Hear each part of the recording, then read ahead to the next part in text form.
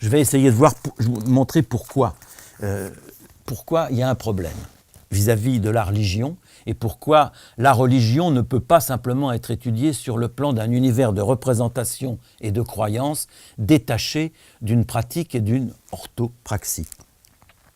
Car elle est à la fois, la religion, elle est à la fois un univers de représentation et un domaine des actes. Alors, Evans Pritchard, le grand anthropologue d'Oxford, converti au catholicisme, avait donné une définition extrêmement courte pour désigner la religion chez les Nuer, qu'il avait étudiée en Afrique, dans le Soudan de l'époque, en disant « La religion, c'est la croyance en des êtres surnaturels ». C'est-à-dire qu'il avait comme généralisé ce qu'il avait vécu par sa conversion au catholicisme à un certain monothéisme. Il ne voyait rien d'autre dans la religion qu'une croyance, comme désincarnée, en des êtres surnaturels. Bon, c'était tout.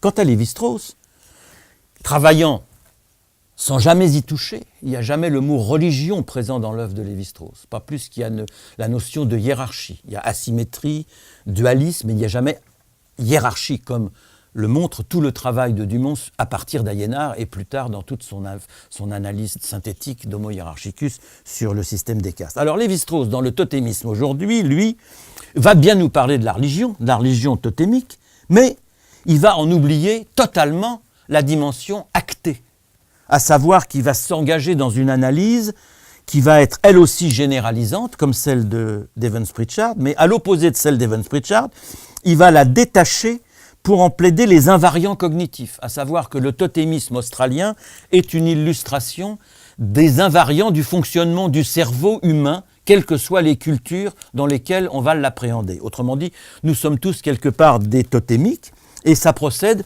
d'une formule purement logicienne.